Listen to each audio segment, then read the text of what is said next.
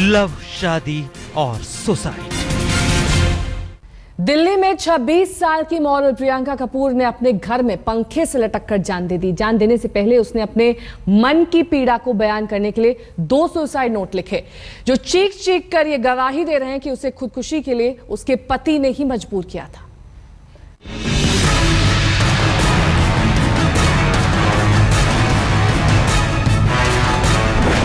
तारीख 25 मार्च, वक्त रात 12:30 बजे, जगह A46 डिफेंस कॉलोनी। ये वही फ्लैट है जिसमें मॉडल प्रियंका कपूर की लाश मिलने से सनसनी फैल गई। प्रियंका की लाश फ्लैट के कमरे में पंखे से लटकी हुई थी। सूचना मिलते ही पुलिस मौके पर पहुंची। पुलिस को मौके से मॉडल प्रियंका कपूर के 2 सुसाइड नोट मिले, जिसमें प्रियंका ने सुसाइड की वजह साफ साफ शब्दों में लिखी थी। नोट बरामद हुआ, उसमें क्या आपने कुछ पढ़ा, क्या लिखा था, क्या? I think we should wait कि अभी मैं कुछ भी बोलने से पहले, if you want to ask anything about Priyanka you can ask, but other than that I 26 साल की मॉडल के सुसाइड और मौके पर मिले 2 सुसाइड नोट ने पुलिस के लिए मामले के तह तक पहुंचना काफी हद तक आसान बना दिया।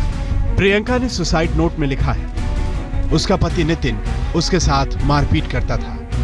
सुसाइड नोट में प्रियंका ने अपनी सास पर भी मारपीट का आरोप लगाया है। प्रियंका का पति नितिन काफी शक्की इंसान है। नितिन प्रियंका को किसी से मिलने जुलने और बातचीत तक नहीं करने देता था। बीती 30 जनवरी को नितिन ने अपनी पत्नी प्रियंका को बुरी तरह पीटा। इस बात की जानकारी प्रियंका ने अपनी मां को भी दी थी। पुलिस को प्रियंका कपूर की लाश के पास से 2 सुसाइड नोट मिले हैं, जिसमें प्रियंका ने जिक्र किया है कि उसका पति नितिन उसके साथ मारपीट करता था। इसी के आधार पर पुलिस ने नितिन के खिलाफ मामला दर्ज कर नितिन को गिरफ्तार कर लिया।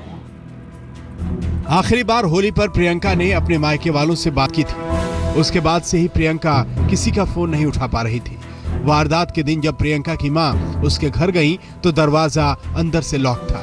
पुलिस घर का दरवाजा तोड़कर अंदर गई तो प्रियंका की लाश पंखे से लटकी हुई थी। इस घटना के बारे में ना तो पुलिस बोल रही है, ना ही पड़ोसी अपना मुंह खोलने के लिए तैयार है। हमें तो इस बारे में कुछ नॉलेज ही नहीं है। हम तो वैसे भी अपना, मैंने आपको बताया कि यहाँ लोग ज्यादा एक दूसरे के साथ मिक्स नहीं होते हैं। प्रियंका के शव को पोस्टमार्टम के लिए एम्स ले जाया गया।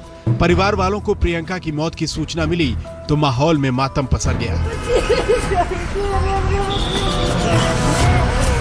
पुलिस ने कानूनी कार्रवाई शुरू की। प्रियंका की बहन डिम्पी कपूर ने पुलिस को बयान दिया है कि प्रियंका का पति नितिन उसे बुरी तरह पीटता था और मानसिक यातनाएं देता था। इसी बयान के आधार पर पुलिस ने प्रियंका के पति नितिन के खिलाफ आत्महत्या के लिए उकसाने के आरोप में एफआईआर दर्ज की और नितिन चावला को गिरफ्तार कर लिया। सुसाइड नोट में यही है कि ह्यूमिलिएशन था, मारपीट थी और बहुत टॉर्चर था हस्बैंड की तरफ से और उसकी मदर की तरफ। प्रियंका के लिखे 2 सुसाइड नोट परिवार वालों के बयान और हालात मिलकर सिर्फ एक ही तरफ इशारा कर रहे हैं कि एक और विवाहिता अपने पति के हाथों प्रताड़ित होते होते इतना परेशान हो गई कि उसे जीने से ज्यादा मरना आसान लगने लगा। लेकिन ऐसा क्यों हुआ? आखिर क्यों एक मॉडल को उसके पति ने मरने के लिए मजबूर कर दिया? हिमांशु मिश्रा के साथ पुनीत शर्मा, दिल्ली, आज तक। मॉडल प्रियंका ने करोड़पति बिजनेसमैन नितिन चावला से लव मैरिज की थी, लेकिन शादी के बाद आखिर ऐसा क्या हो गया कि नितिन पति से हैवान बन गया और उसने प्रियंका को सुसाइड करने के लिए मजबूर कर दिया? ये वो सवाल हैं जिनके जवाब तलाशने में पुलिस को ज्यादा मशक्कत नहीं करनी पड़ी। एक उभरती हुई मॉडल, चेहरे पर हमेशा खिली रहने वाली मुस्कान, 2 महीने पहले लव मैरिज। लेकिन अब ना तो ये मुस्कान बाकी है और ना मुस्कुराने वाली प्रियंका जिंदा है। प्रियंका इस दुनिया से जा चुकी है और उसका पति नितिन अब जेल में है। 26 साल की प्रियंका की नितिन से पहली मुलाकात अप्रैल 2015 में हुई। नितिन पहले से शादीशुदा था, जिससे उसकी 2 बेटियां भी हैं, लेकिन नितिन ने अपनी पहली पत्नी को तलाक दे दिया। इसके बाद 6 जनवरी 2016 को नितिन और प्रियंका ने लव मैरिज कर ली और बस उसी दिन से प्रियंका की हंसती खेलती जिंदगी को उसके पति नितिन ने जहन्नुम बना डाला। प्रियंका के घर वालों का कहना है कि 6 जनवरी यानी शादी के पहले का नितिन और शादी के बाद के नितिन में बहुत अंतर आ गया।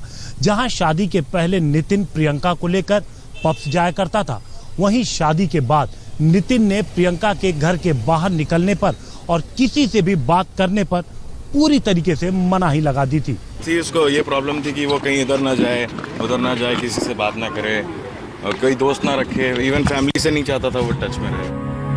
प्रियंका एक खुशदिल और खुले विचारों की लड़की थी। वो मॉडलिंग में अपना कैरियर बनाकर ऊंचा मुकाम हासिल करना चाहती थी। प्रियंका को उम्मीद थी कि पति नितिन चावला उसके सपनों को पूरा करने में उसका साथ देगा, लेकिन ऐसा नहीं हुआ।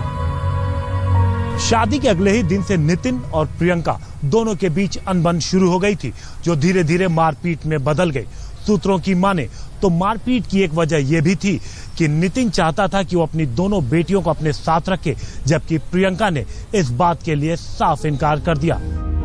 नितिन चावला दिल्ली का एक बड़ा कारोबारी है। नितिन का दिल्ली में एक बड़ा पब है, जहां अक्सर कई फिल्मी हस्तियां अलग अलग इवेंट में शिरकत करने आया करती है। इसके अलावा नितिन का स्टील का बिजनेस भी है, लेकिन अब वो अपनी पत्नी को मरने के लिए मजबूर कर देने के आरोप में जेल की सलाखों के पीछे है और पुलिस उसके खिलाफ सबूत जुटाने में जुटी है। एक इवेंट के सिलसिले में प्रियंका और नितिन की मुलाकात अप्रैल 2015 में एक क्लब में हुई थी।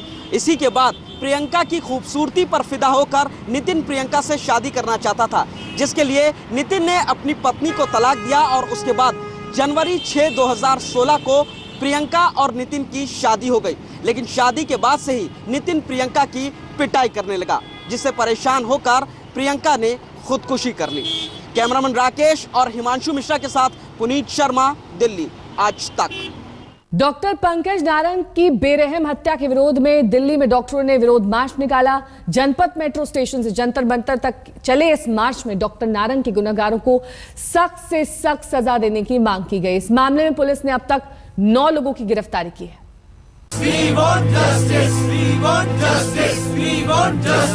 डॉक्टर पंकज नारंग की खौफनाक हत्या के बाद दिल्ली के डॉक्टर सदमे में हैं। ये मार्च अपने साथी की बेरहम हत्या के विरोध में निकाला गया है, ताकि एक सनसनीखेज हत्या के गुनहगारों को सजा मिल सके और एक बेकसूर बेवजह जान गंवा देने वाले डॉक्टर को इंसाफ मिल सके।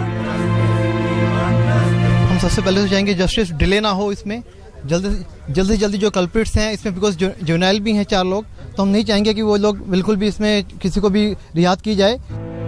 दिल वालों के शहर में दिल धक सा रह जाता है जब हम देखते हैं कि हंसकर उड़ा देने जैसी बातों के लिए जान ले ली जाती है। यकीन करना मुश्किल है, लेकिन सच तो यही है कि देश की राजधानी में जान की कीमत कौड़ी के मोल भी नहीं लगाई जाती।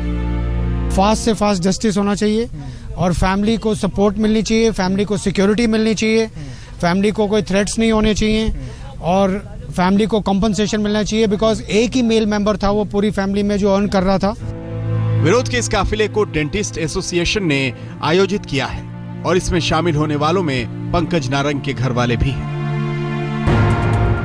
इस मामले में दिल्ली ने अब तक 9 लोगों को गिरफ्तार किया, जिनमें से 4 नाबालिग हैं। पुलिस की जांच जारी है। इस बात की पड़ताल भी की जा रही है कि 9 लोगों के अलावा भी कोई इस घटना में शामिल तो नहीं था। देखिए, प्राइमा फेसी जो हमारे पास जितने लोगों का पता लगा है उन सबको हमने गिरफ्तार किया है और एप्रीहेंड किया है और गिरफ्तार किया है। बाकी इन्वेस्टिगेशन आगे चल रहा है और भी पता करने की कोशिश कर रहे हैं। पंकज नारंग की हत्या के बाद परिवार से लेकर पड़ोसी तक सभी दुखी और हैरत में हैं। उनकी मौत की दुखद घटना के बाद श्रद्धांजलि सभाएं हो चुकी हैं। कैंडल मार्च भी निकाला गया, जिसमें बीजेपी, कांग्रेस और आप नेता शामिल हुए। इन सभाओं में और सभाओं के बाहर सियासत भी हुई, लेकिन सवालों का जवाब नहीं मिला कि देश की राजधानी में भला इस तरह से किसी की हत्या कैसे की जा सकती है। इससे पहले जब डॉक्टर नारंग की बेरहम हत्या के विरोध में कैंडल मार्च निकाला गया था, तब विकासपुरी से झुग्गी हटाने को लेकर ढिलाई का मुद्दा भी उठा था, जिस पर आप विधायक ने कहा था कि दिल्ली सरकार झुग्गियों को हटाने की कोशिश कर रही है। पंकज नारंग अपने परिवार में इकलौते कमाने वाले थे। ऐसे में परिवार के लोगों को जल्द से जल्द उचित मुआवजा मिले और दोषियों पर कड़ी कार्रवाई की जाए, इसी मांग के साथ में डेंटल एसोसिएशन के लोगों ने यहां पर जस्टिस की मांग की है। कैमरामैन अजय कुमार के साथ मणिदीप शर्मा, दिल्ली आज तक। कि उत्तराखंड की जनता के साथ धोखा हुआ है, बागियों ने धोखा किया है और इसके पीछे साजिश है बीजेपी और साथ ही प्रधानमंत्री मोदी का नाम उन्होंने लिखा। उत्तराखंड में राष्ट्रपति शासन लगते ही कांग्रेस और बीजेपी के बीच वार पलटवार